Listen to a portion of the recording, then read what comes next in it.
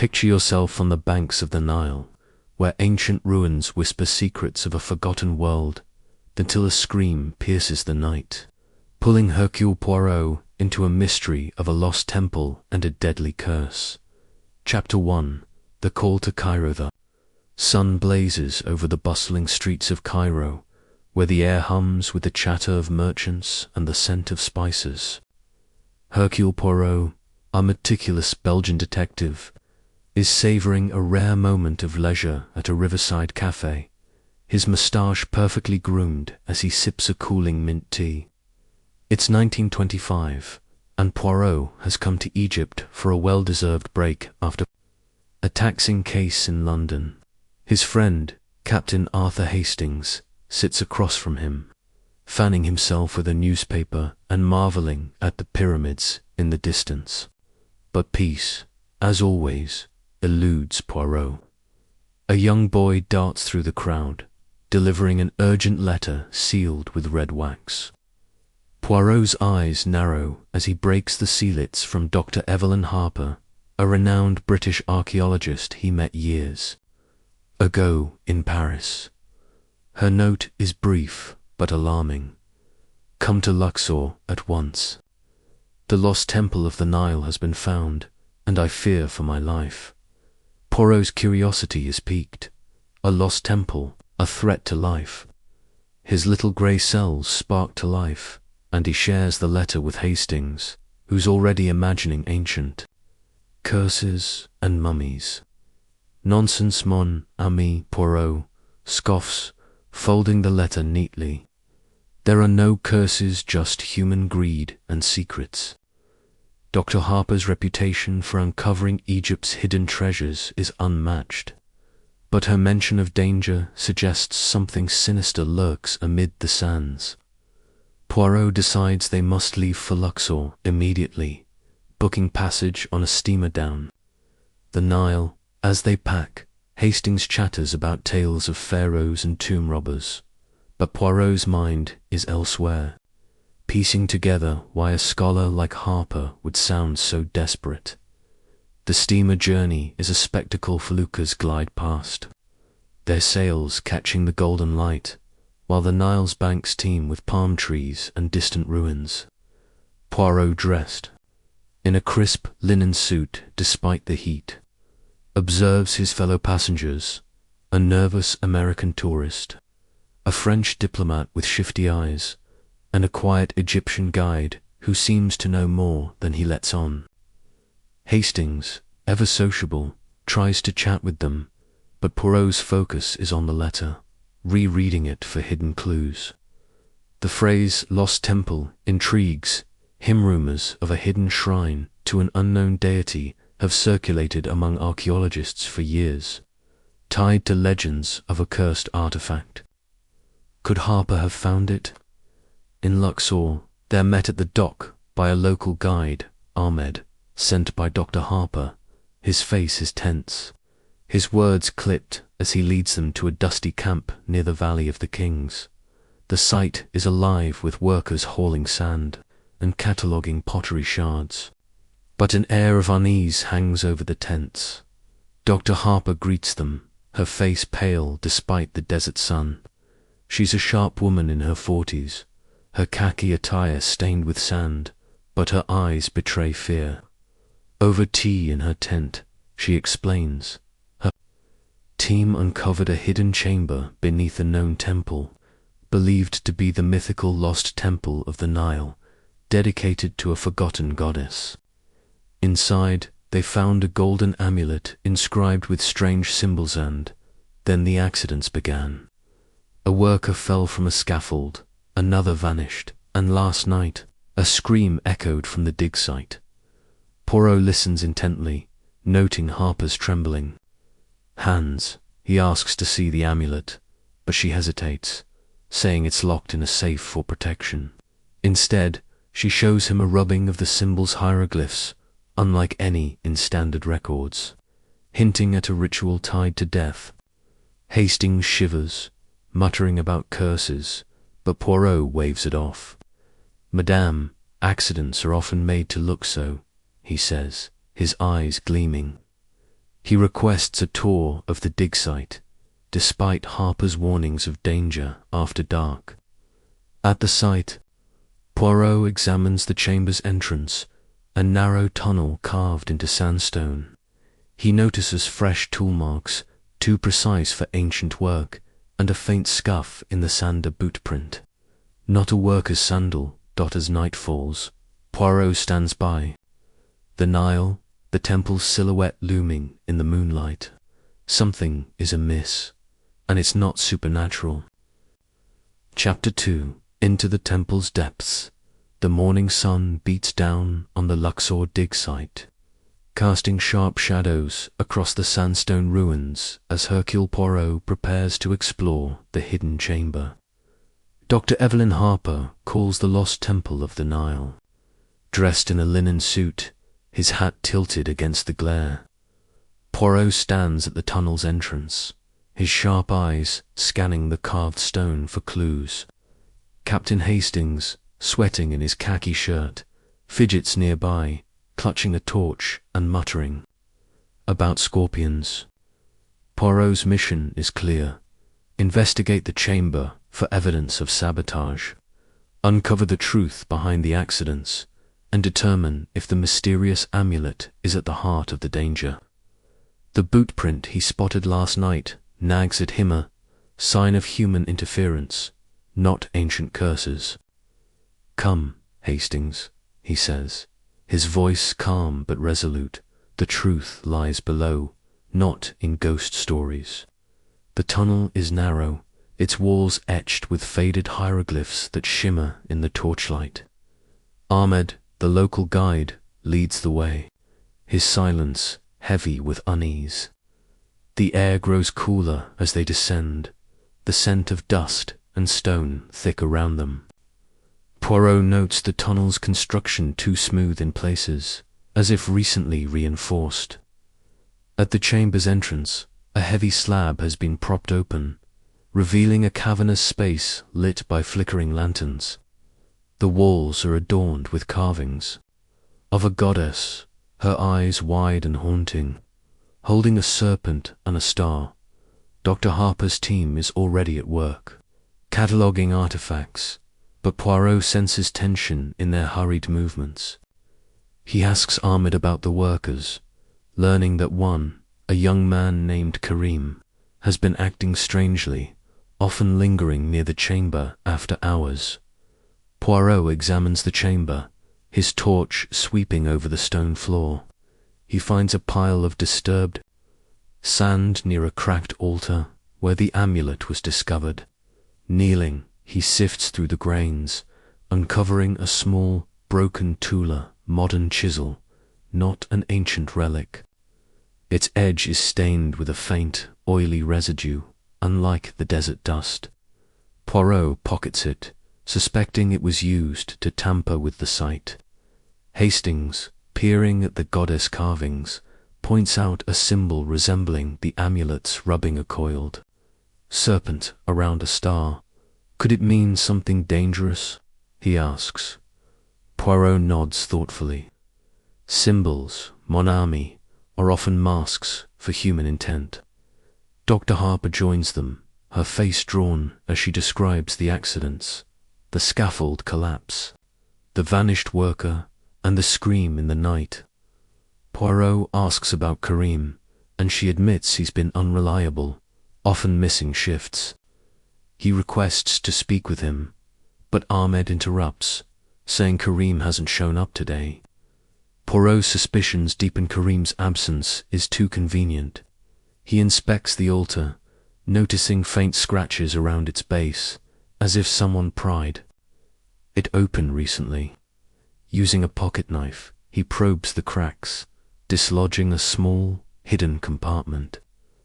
Inside is a scrap of paper with a single word in Arabic, "Beware." Poirot shows it to Ahmed, who translates but looks shaken, refusing to say more. Determined to learn about the amulet, Poirot asks Dr. Harper to show him the safe where it's kept. She leads them to a locked tent, where a heavy iron box sits. Under guard, opening it, She reveals the golden amulet, its serpent star design glinting ominously. Poirot examines it closely, noting a faint inscription on the back, to warn to read without magnification. He suggests sending it to a Cairo expert, but Harper hesitates, citing its value. Poirot's eyes narrow. She's protective, but is it fear or something else? He decides to keep the amulet's location in mind, suspecting someone wants it badly enough to kill as they leave the tent. A shout echoes from the tunnel. A worker has found fresh footprints leading deeper into the ruins. Poirot follows his torch, illuminating a side passage not on Harper's map. The prints match the boot mark from the entrance, and they end at a collapsed wall, as if someone tried to dig through. Poirot's mind races. Is Karim hiding something, or is another player at work? He instructs Ahmed to watch the passage and tells Hastings to gather information on the workers' backgrounds. The chapter closes with Poirot standing in the chamber, the goddess's carved eyes seeming to watch him. A faint breeze stirs the air, carrying a whisper of danger. Stay tuned for the next chapter, where Poirot follows a risky lead that uncovers a hidden motive threatening the entire dig. Chapter 3. The Hidden Motive. The desert sun climbs higher over the Luxor dig site, its heat pressing down on the canvas tents as Hercule Poirot sips water in the shade, his sharp mind dissecting the clues from the temple's hidden chamber. The broken chisel, the cryptic beware note, and the fresh footprints in the unmapped passage point to sabotage, but the motive remains elusive. Captain Hastings, fanning himself with a battered hat, returns from questioning the workers, his notebook filled with scribbled names and half-heard gossip. Poirot's goal today is to uncover who's behind the accidents and why they're targeting the amulet, suspecting a human hand cloaked in the guise of a curse. Hastings, he says, adjusting his tie despite the dust. We must find this Karim and learn what he hides in the shadows of the Nile. Poirot starts with the workers' camp, a cluster of tents buzzing with nervous chatter. He moves among them with his usual charm, asking about Karim's habits while offering polite smiles. A wiry worker named Omar, his hands calloused from hauling stone, shares that Karim was seen arguing with a stranger near the river 2 nights ago. Tall man in a dark coat, not part of the dig team. Omar overheard the word amulet before Karim stormed off. Poirot's eyes gleam. This stranger could be the key. He asks Omar to describe the man, noting the mention of a gold ring with a scarab designer, distinctive detail. Hastings, eager to help, suggests the stranger might be a tomb robber, but Poirot shakes his head. Nan, mon ami, this is no petty thief.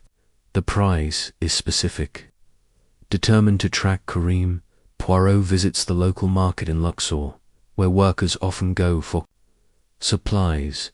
The market is a riot of color vendors, hawking figs, pottery, and woven baskets under striped awnings. Poirot, his linen suit pristine despite the dust, questions a spice seller who knows Karim. The seller, a chatty woman named Fatima, reveals that Karim bought a large quantity of lamp oil recently, far more than needed for the dig. Mined sparks oil could fuel a hidden lantern, perhaps for nighttime work in the secret passage. Fatima adds that Karim seemed nervous, glancing over his shoulder as if followed. Poirot thanks her with a coin and a nod, filing away the clue. Back at the dig site, Poirot examines the collapsed wall in the side passage, where the footprints ended. He notices faint burn marks on the stone, as if a lantern was held too close. Using a small brush, he uncovers a hidden carving beneath the rubble, a serpent coiled around a star, matching the amulet's design. The carving is fresh, its edges sharp, suggesting someone marked it recently to guide their search. Poirot suspects Karim is digging for something beyond the amulet, perhaps another artifact tied to the temple's goddess. He instructs Ahmed, the guide, to check the passage for signs of tampering after dark, but to keep it quiet. Ahmed, still uneasy, agrees but warns that the workers whisper of a curse protecting the temple's secrets. Poirot decides to confront Dr. Harper about the stranger and Karim's absence. He finds her in her tent, poring over maps of the temple. Her face tightens when he mentions the scarab ring, and she admits knowing a man matching that description, Mr. Victor Langston, a wealthy collector from Cairo who visited the site a week ago, offering to fund the dig in exchange for first pick of artifacts. Harper refused, suspecting he wanted the amulet for private gain. Poirot's suspicions deepen. Langston could be orchestrating the accidents to force Harper to sell. He asks to see her correspondence with Langston, and she produces a letter with a veiled threat. The temple's secrets are dangerous to those who keep them. As dusk settles, Poirot and Hastings stake out the market, hoping to spot Karim or the stranger. The stalls are closing, but Poirot notices a glint of gold scarab ring on a man's hand, slipping into an alley. They follow, keeping to the shadows, and overhear a heated exchange. It's Karim arguing with the man, who demands the key by tomorrow or the deal is off.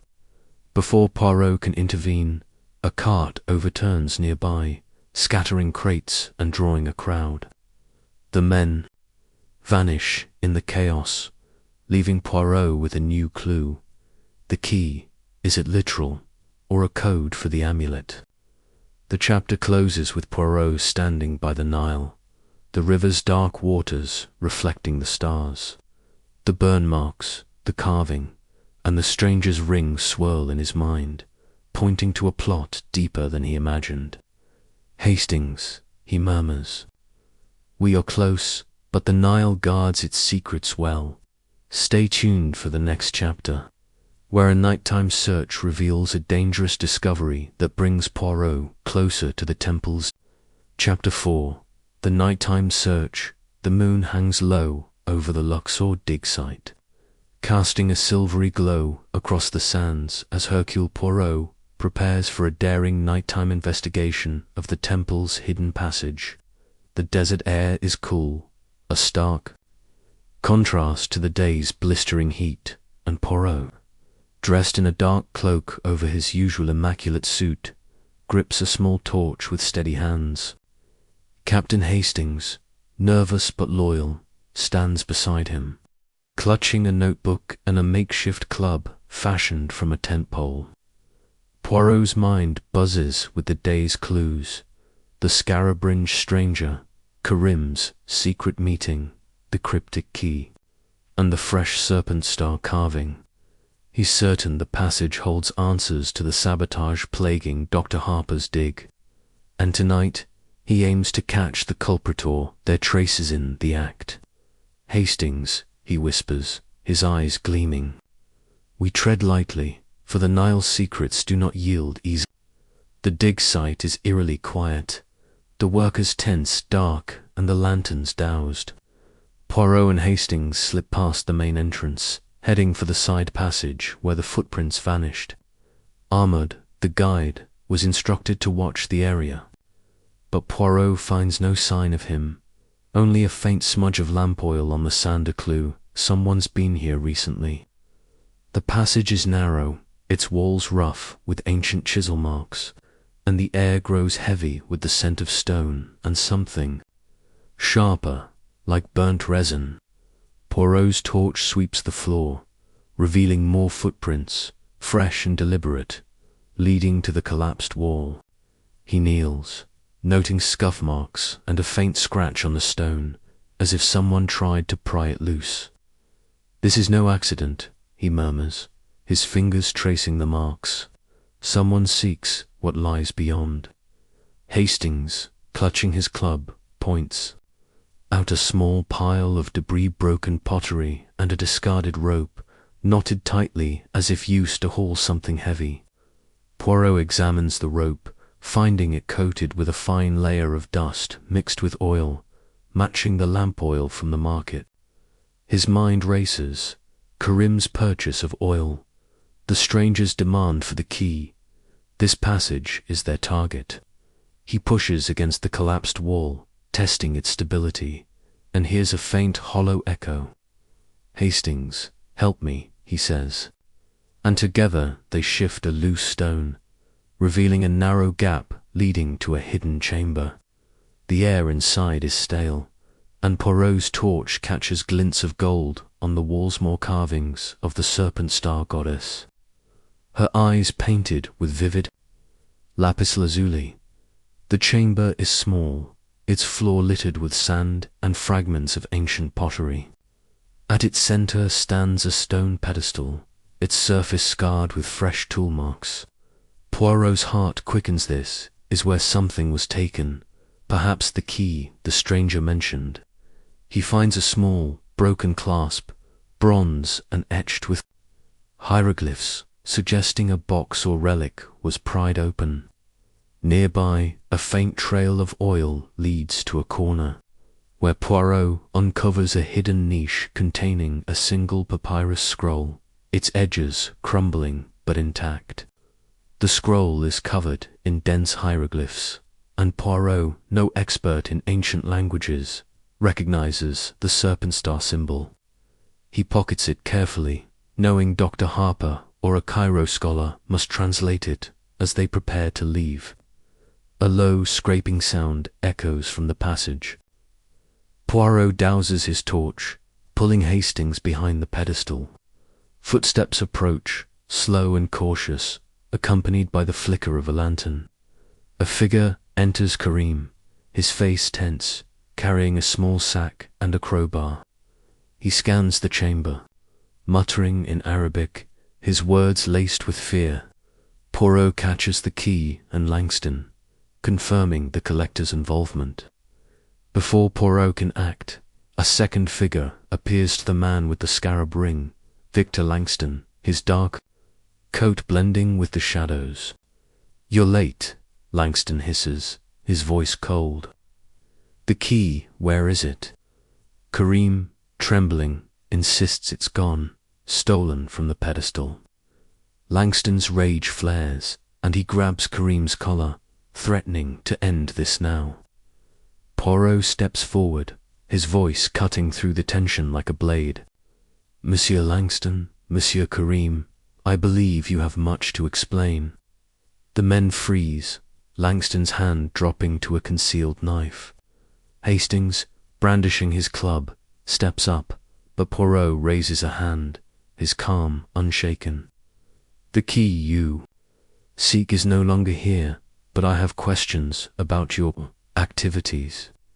Langston laughs, a harsh sound, and denies everything, but Karim's nerve breaks.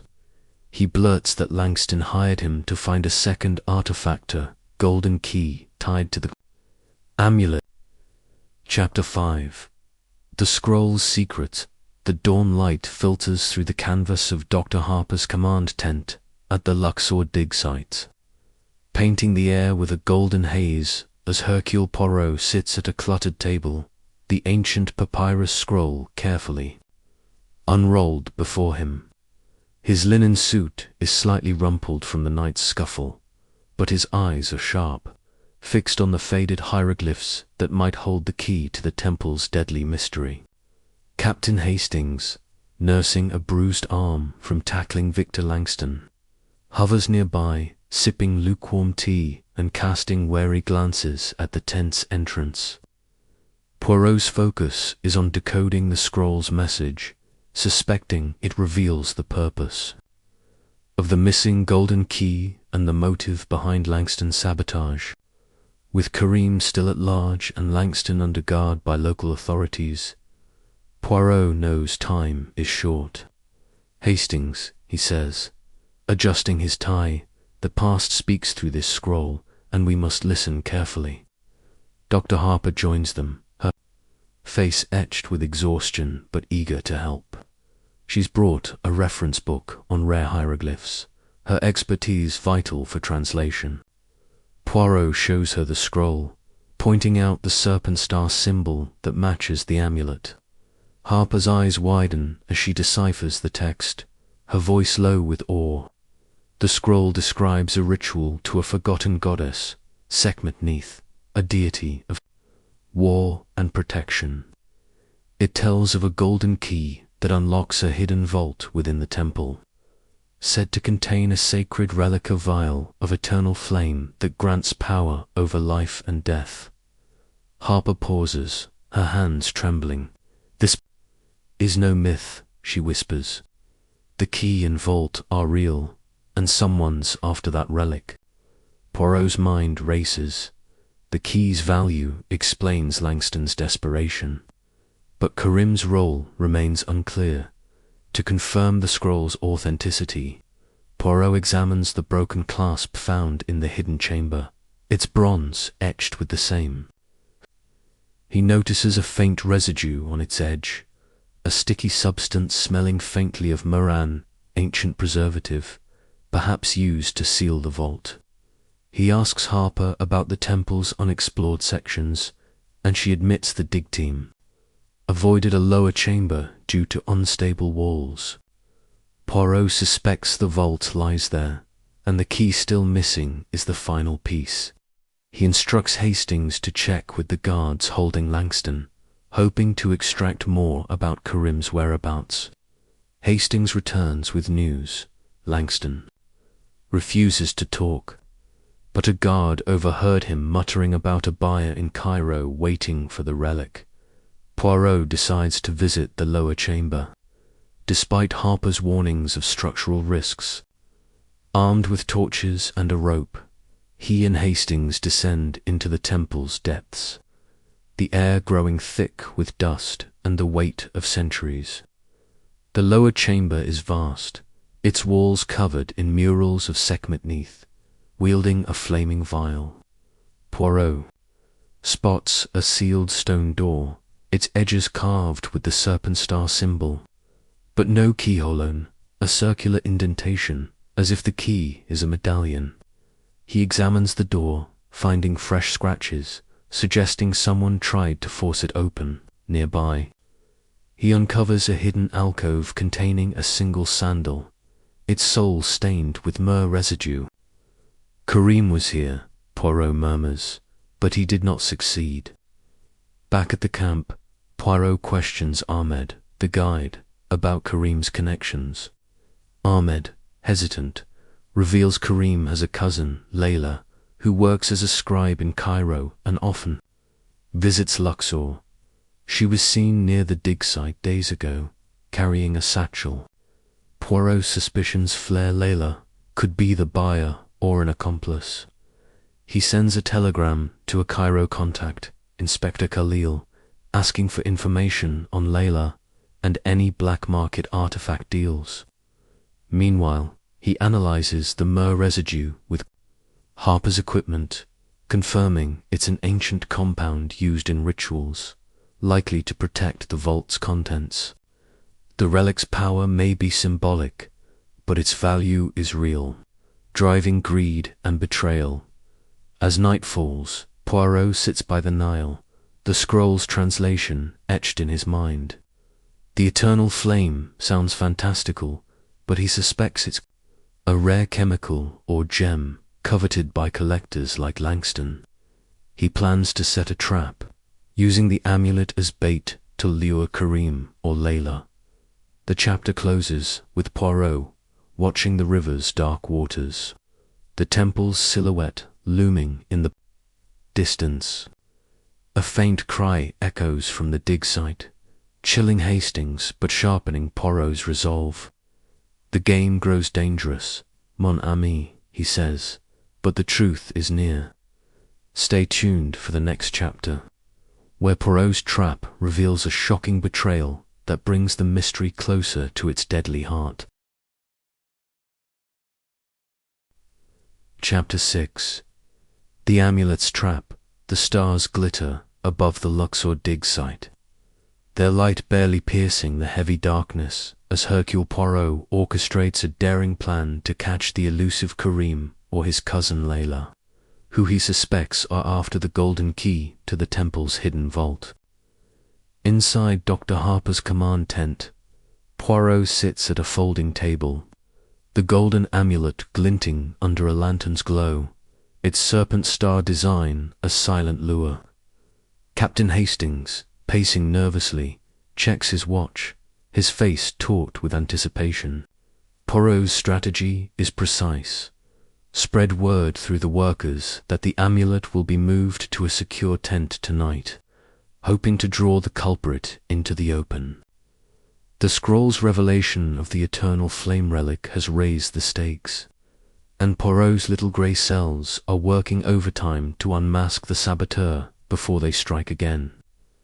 "Patience, Hastings," he murmurs, adjusting his cuff. "The greedy always come to the bait." Poirot has enlisted Ahmed, the guide, to quietly inform select workers about the amulet's relocation, ensuring the rumor reaches Karim or Layla. He's also coordinated with Inspector Khalil, who's arrived from Cairo with 2 officers, stationed discreetly around the camp. The tent is rigged with a simple trapper tripwire connected to a bell hidden under a crate, designed to alert Poirot if anyone enters. Hastings, armed with a torch and his makeshift club, is posted outside, his instructions clear: watch, don't act unless signaled.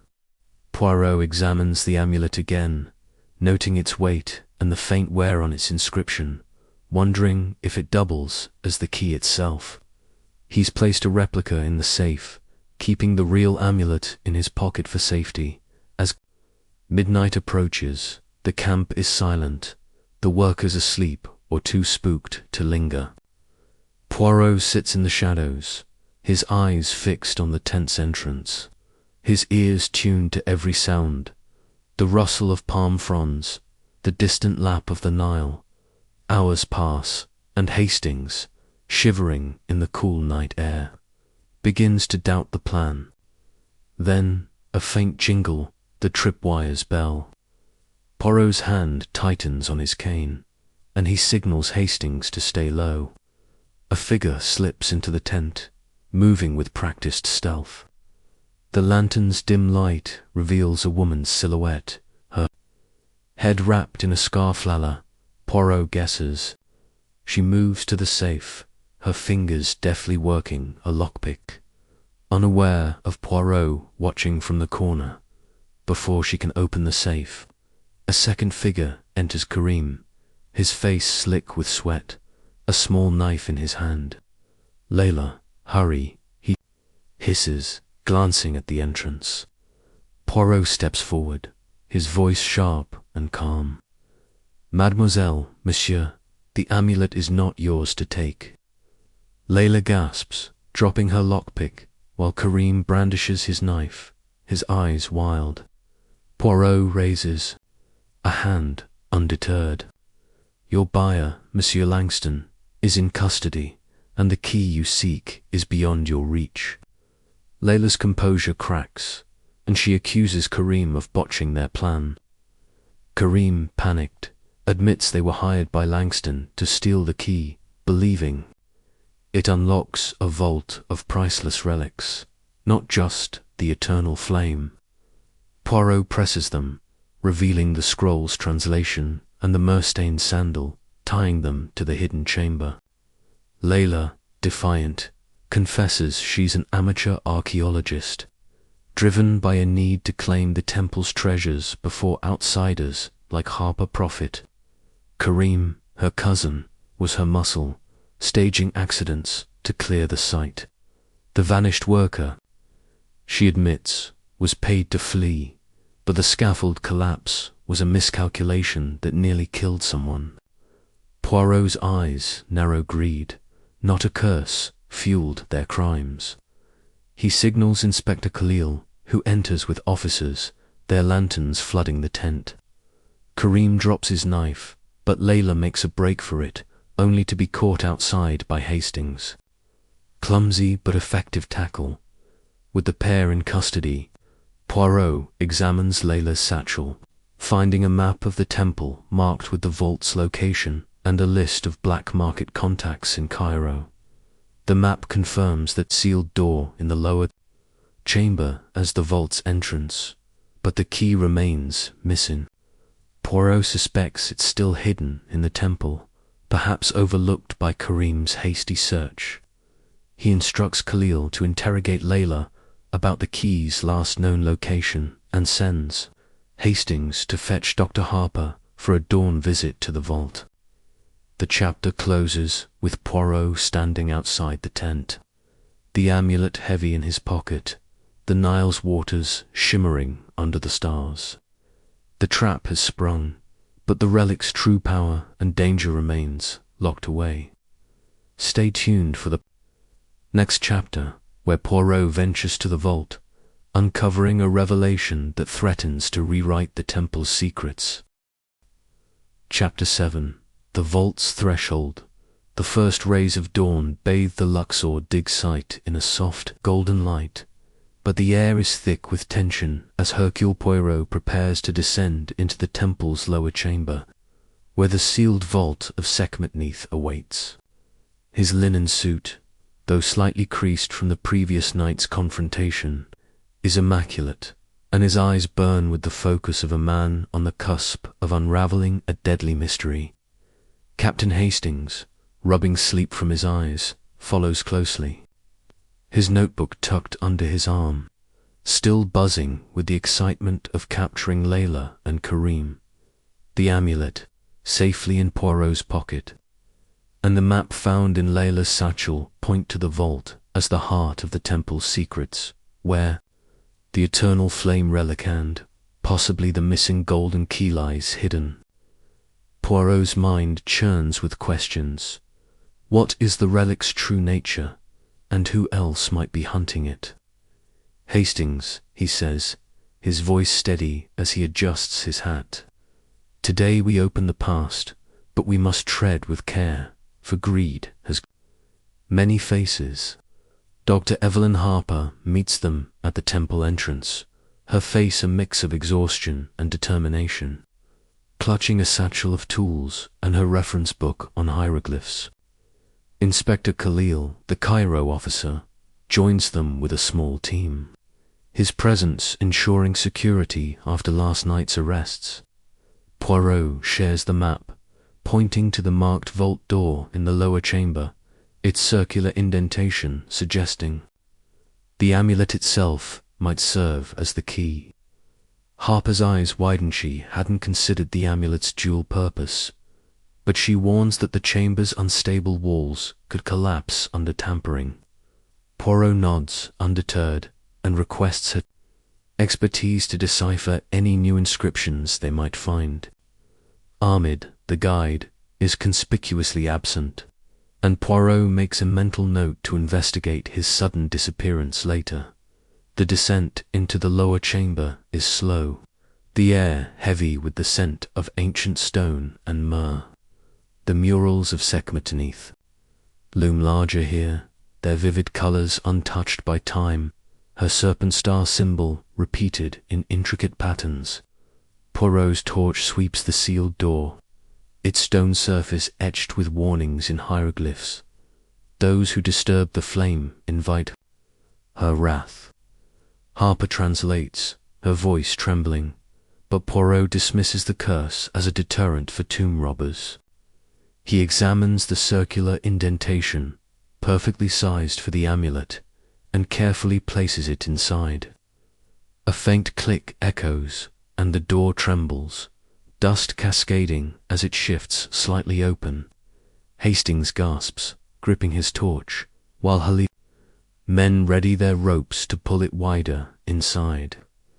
The vault is a small, circular chamber, its walls glittering with inlaid gold and lapis lazuli. At its center stands a stone plinth, empty except for a faint burn mark, as if something was recently removed. Poirot's heart sinks. The eternal flame relic is gone. He searches the plinth, finding a hidden groove containing a single cracked vial, its interior stained with a luminescent residue that smells faintly of myrrh and sulfur. Harper, examining it, theorizes it's a rare chemical compound, possibly an ancient phosphorescent substance mistaken for a divine flame. Poirot's mind races. The relic's absence suggests someone, perhaps Omid, beat them to it. He pockets the vial, noting its warmth, a clue to its volatile nature. As they explore, Poirot spots a fresh scratch on the wall, near a faded mural of a priestess holding the vial. The scratch leads to a loose stone, behind which he finds a small, sealed scroll, its wax stamped with the serpent star. Harper carefully opens it, revealing a map of the Nile's west bank, marking a hidden cache near a forgotten obelisk.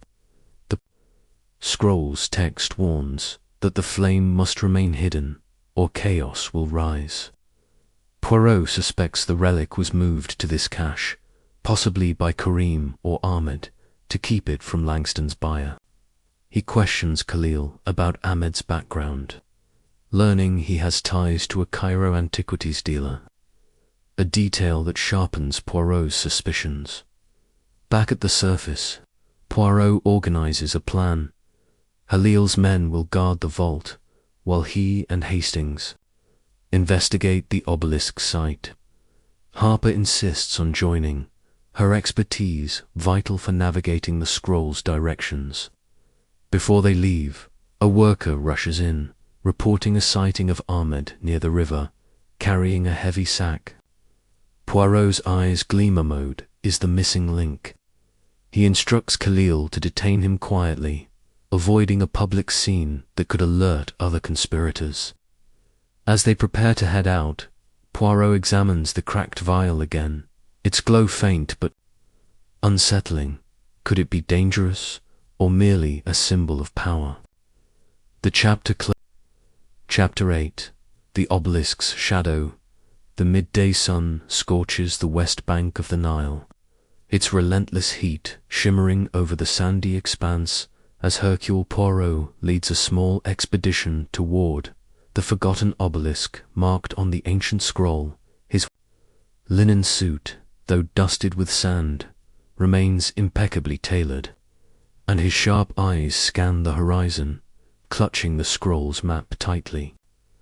Captain Hastings trudges beside him, his face flushed, a canteen slung over his shoulder, muttering about the folly of chasing relics in such heat. Dr. Evelyn Harper follows, her khaki attire stained with sweat, carrying a satchel of archaeological tools and her reference book. Her determination matching Poirot's. Inspector Khalil and two trusted officers trail behind, their rifles at the ready, wary of ambushes after Ahmed's reported sighting with a mysterious sack. Poirot's mind is a whirl of clues: the empty vault, the cracked vial's glowing residue, and the scroll's warning of chaos if the eternal flame is unleashed. He suspects Ahmed has the relic, and the obelisk holds the key to its hiding place. Hastings, Poirot says, his voice steady despite the blazing sun. The desert hides many secrets, but none escape Hercule Poirot. The map leads them across a barren stretch of dunes, where the Nile's lush greenery fades into rocky outcrops. The obelisk, half buried in sand, looms ahead, a weathered spire of granite etched with faded hieroglyphs, its base surrounded by scattered stones. Poirot examines the inscriptions, noting the serpent star symbol of Sekhmetneth, the goddess tied to the relic. Harper deciphers the text, her voice hushed with awe. It describes a sacred cache beneath the obelisk, protected by a mechanism requiring the golden key. Poirot's pulse quickens. The key, still missing, must be what Ahmed seeks. He scans the ground, spotting fresh footprints circling the base, their pattern matching the boots from the temple. Someone was here, he murmurs, kneeling too. Inspect a faint scrape mark, as if a heavy object was dragged, Hastings, wiping his brow, points out a pile of loose stones nearby, partially covering a shallow pit. Poirot brushes away the sand, revealing a trapdoor of weathered wood, its edges sealed with hardened myrrh resin, like the vial's residue. He pries it open with Hercule's help, uncovering a narrow shaft descending into darkness. The air smells of ancient dust and sulphur, a faint glow emanating from below. Poirot's torch reveals a small chamber, its walls carved with scenes of priests offering the eternal flame to Sekhmetneth. At its center lies a stone box, its lid ajar, empty except for a single golden fragmented piece of the key, broken and etched with the serpent star. Poirot's heart sinks. Ahmed, or someone else, has been here first. He examines the box, finding fresh tool marks and a smear of blood on the lid recent. Not ancient. A struggle, perhaps, Poirot says, his mind racing. He pockets the fragment, noting its intricate design, suggesting the key is more than a simple lock opener, perhaps a ceremonial piece. Harper, studying the carvings, finds a hidden inscription warning that the flame must never leave the temple, or the river will burn. She theorizes the relic is a volatile compound, possibly a phosphorescent mineral used in ancient rituals, dangerous if mishandled. Poirot nods, recalling the vial's warmth, and suspects Ahmed plans to sell it to a black market buyer, unaware of its peril. As they climb out, a shout from Hercule's men breaks the silence. Ahmed is spotted, fleeing across the dunes, a sack slung over his shoulder. Poirot, surprisingly spry, leads the chase, his cane tucked under his arm. The pursuit is grueling, sand slowing their steps, but they corner Ahmed near a cluster of rocks. His face is ashen, his sack heavy with a metallic clank. "It's mine," he cries, clutching it tightly.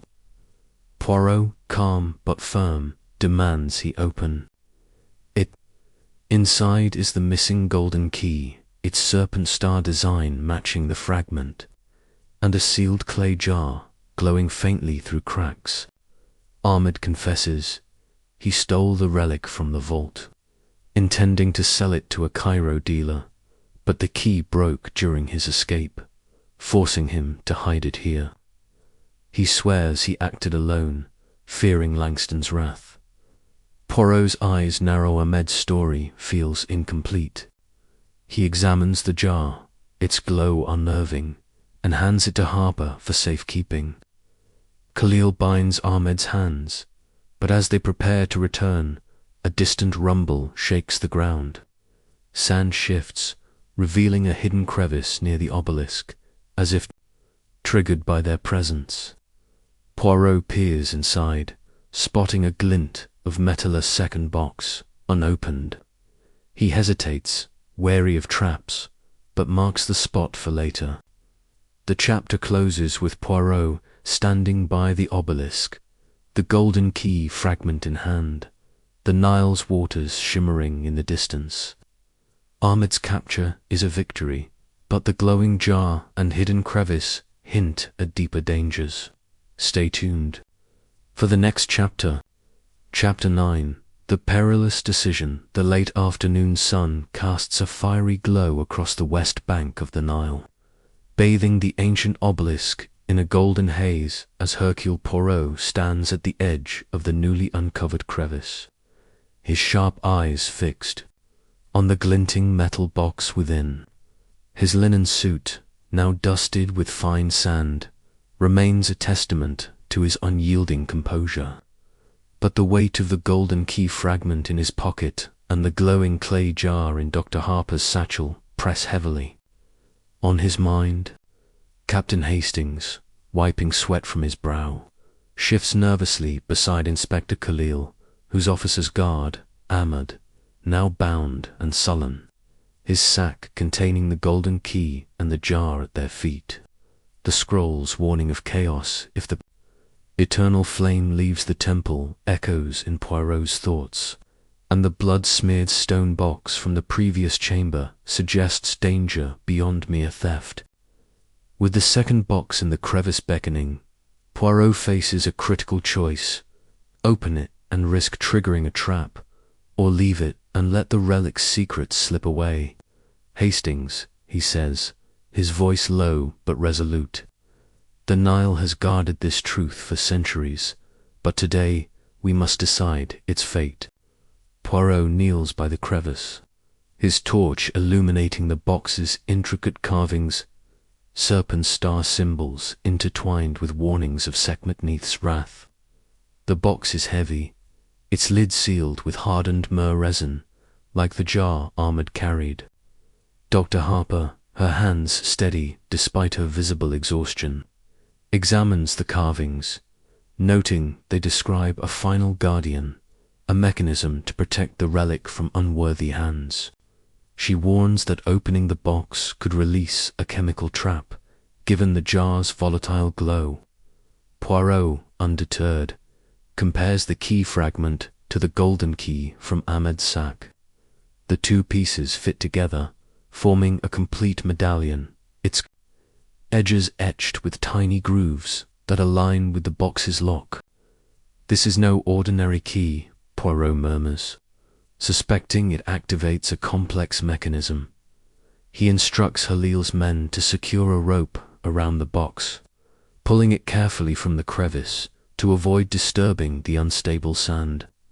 The operation is tense, with Hastings muttering about curses and Harper clutching her reference book, ready to translate any new inscriptions. As the box emerges, Poirot notices fresh scratches on its surface, suggesting Amador another tried to open it and failed. The blood from the previous chamber nags at him. Was it Ahmed's, or evidence of a struggle with an unknown accomplice?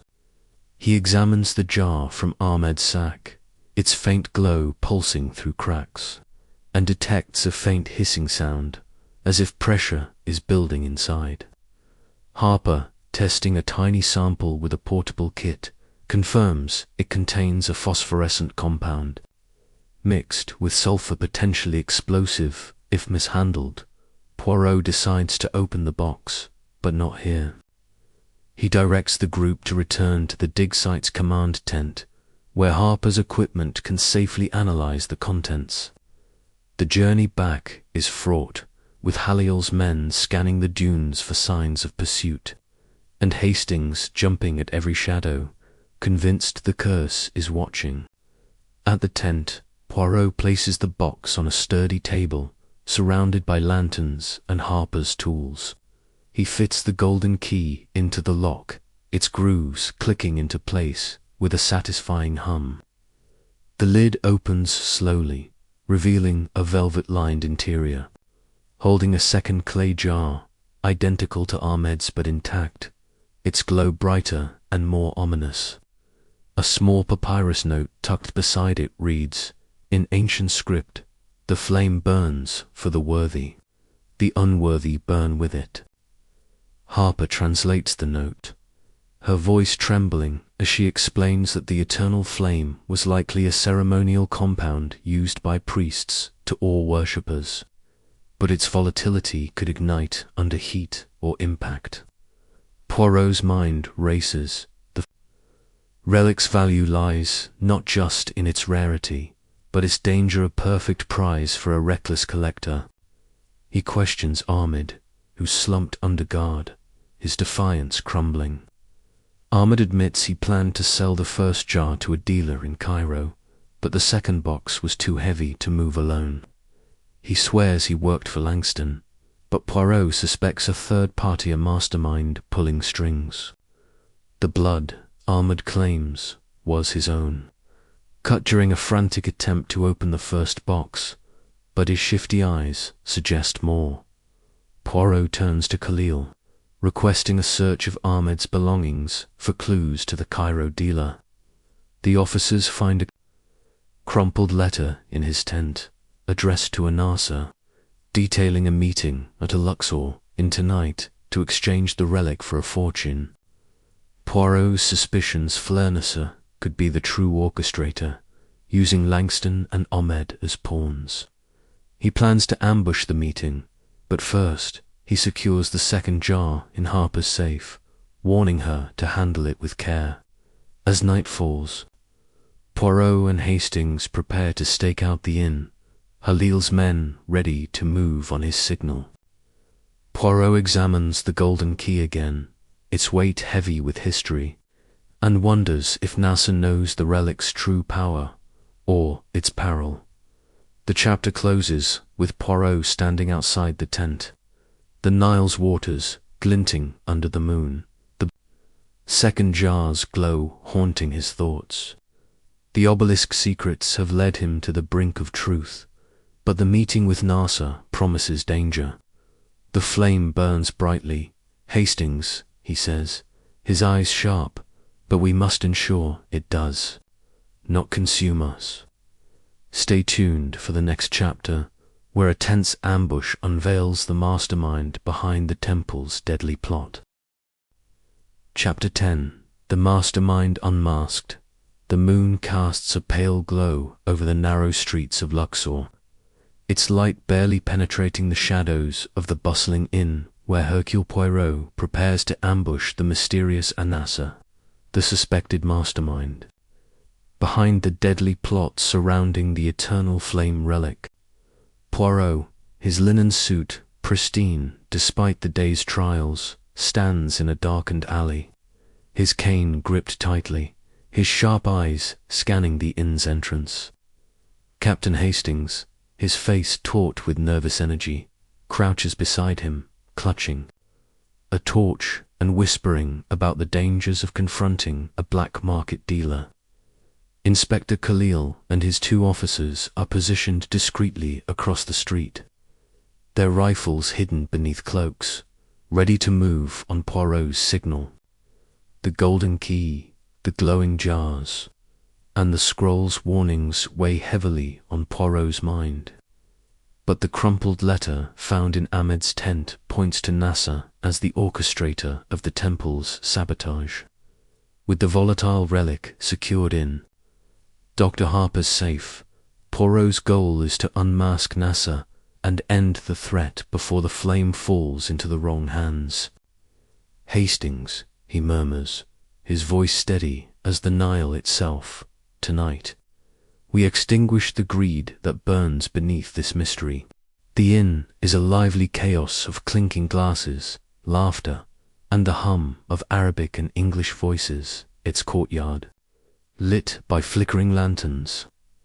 Poirot, blending into the shadows, observes the patrons, merchants haggling over trinkets, travellers sipping coffee, and a lone figure in a hooded cloak seated at a corner table, a scarab-ringed hand resting on a leather satchel. Poirot's pulse quickens.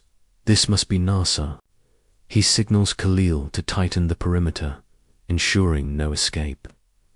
Hastings, eager but clumsy, nearly knocks over a crate, earning a stern glance from Poirot.